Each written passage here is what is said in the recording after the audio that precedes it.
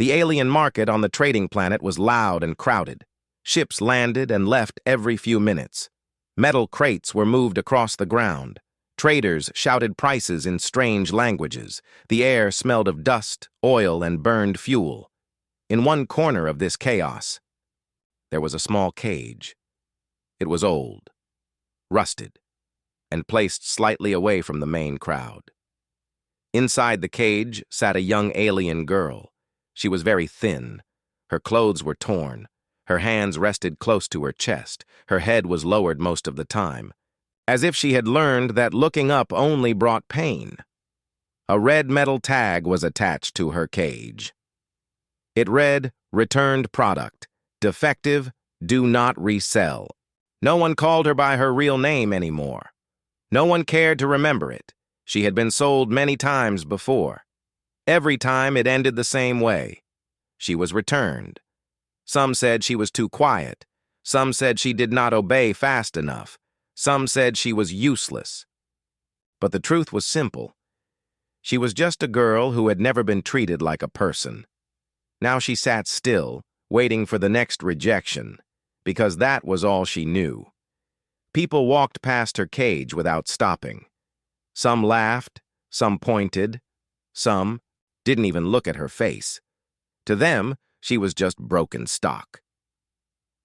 At the edge of the market, a human walked in. He was wearing a simple brown coat. His boots were dusty from travel.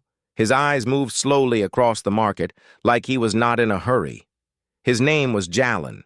He was not here to buy slaves. He was not here for workers. He was just passing through. But then he saw the cage. He stopped. For a moment, everything around him felt quieter. The noise of the market seemed far away. His eyes moved to the small alien girl inside. She did not look at him. She expected nothing, because everyone always walked away. A rough alien seller noticed him standing there. The seller laughed. "Don't waste your time," he said. "That one is broken. Returned too many times." Jalin did not respond. He kept looking at the girl. The seller continued, "She cries sometimes. Sometimes she just freezes. No one keeps her long." Still, Jalin said nothing. He slowly stepped closer. The girl finally raised her head. Their eyes met. She expected anger or disgust or rejection, but she saw none of it, only calm. Jalin crouched. Near the cage. "How much?" he asked. The seller laughed loudly. "She is not even for sale anymore. I am sending her to scrap." Jalin stood up slowly. Then he pulled out a credit chip. "I am not buying her," he said. "I am buying her freedom." The market went quiet, for the first time in a long time. Someone was not treating her like an object. The seller hesitated. Then he laughed again. "Freedom? For her? You are wasting money." But Jalin did not move. He placed the credit chip on the table. The deal was done. The cage lock opened with a sharp sound. Metal clicked. The door slowly swung open. The girl did not move. Her mind could not understand what was happening. No one had ever opened a cage for her before without force. She stayed frozen, as if waiting for a trick. Jalin stepped back. He did not reach for her. He did not grab her. He simply said, "You can leave, or I can wait. Your choice." Those words confused her even more. Choice. She had never been given one. Slowly, very slowly, she placed one foot outside the cage, then the other. Her legs shook as she stood for the first time in a long while. No chains pulled her back, no hands pushed her forward.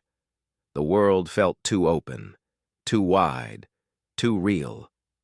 Jalin turned and started walking toward his ship. He did not look back to force her. He only said, "If you want, follow." The girl stayed still for a moment. The market around her continued, like nothing had changed, but her world had changed completely. She took one small step, then another, and she followed him.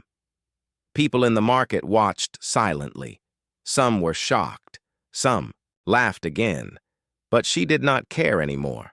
For the first time, she was not being dragged anywhere. She was walking on her own. They reached a small human ship at the edge of the dock. It was old but clean. The door opened. Warm light came from inside. Jalin stepped in first. Then he paused. He looked back and said softly, "You are safe here." She hesitated again, then stepped inside. The door closed behind her. No locks, no chains, only silence. Inside there was a small table, a simple bed, and food placed carefully on the counter. Jalin pointed at the food. "You can eat, no conditions." She looked at him, still unsure, still waiting for punishment, but nothing came, only calm, only silence. Slowly she walked to the table, and for the first time in her life, she ate without fear. And outside the ship window, the stars kept moving quietly, unaware that one broken story had just started to heal. The ship drifted slowly through space.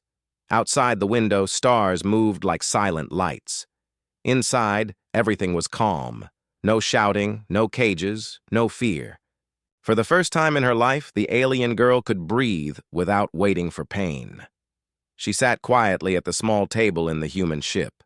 The food was still in front of her, half eaten. But now she was not eating because she was starving. She was eating because she felt safe enough to stop being afraid. Jalin moved around the ship, checking systems. He did not stare at her. He did not ask too many questions. He acted like she belonged there naturally. That confused her more than anything else, because in her life, nothing had ever been natural or kind. After a long silence, she asked softly, "Why did you take me?" Jalin stopped for a moment. Then he replied without turning, "Because you were there." She frowned slightly. "That is not a reason." He finally looked at her and said, "It is for me." That answer stayed in her mind. Hours passed. She did not move from the chair. She was waiting for something to go wrong, because in her experience, good moments always ended quickly. But nothing went wrong. The ship kept flying. The lights stayed soft. The silence stayed peaceful. Later, Jalin showed her a small room. It was not big, but it had a bed, a blanket, and a small light on the wall. "This is yours," he said. She did not enter at first. She stood at the door like it might disappear. Finally, she stepped inside. The door did not lock. It stayed open. That made her even more nervous. Before leaving, Jalin placed a small device on the table. "If you need anything," he said, "just press this." Then he walked out. No guards. No restrictions. Only trust. That night she could not sleep. She lay on the bed staring at the ceiling, soft fabric, warm air, no chains on her wrists. Her hands slowly touched the blanket.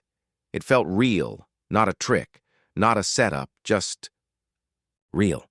For the first time, she whispered to herself, "I am still here." Days passed. Slowly, she started moving around the ship.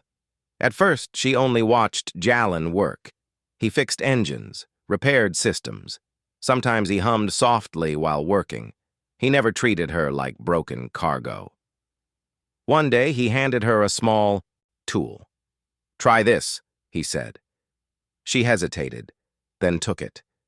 Her fingers moved carefully, slowly at first, then faster. Something inside her shifted. She understood machines, not because she was built for it, but because she was finally allowed to try. Jalin noticed it, but he did not praise her loudly.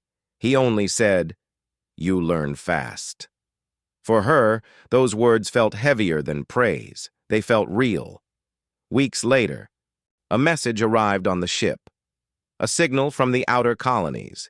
It said, "Looking for a missing property unit. Return required." Her body froze. Old fear returned instantly. Her hands tightened.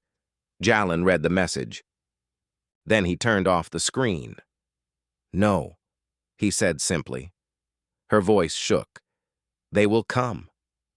He nodded. Then they will see the truth.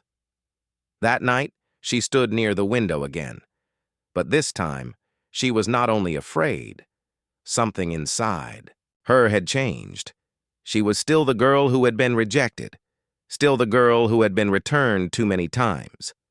But she was also something new now, not owned, not labeled, not broken. And as the ship moved forward into deep space, she finally understood something quietly in her heart. She was never broken. She was just never given a place where she could grow.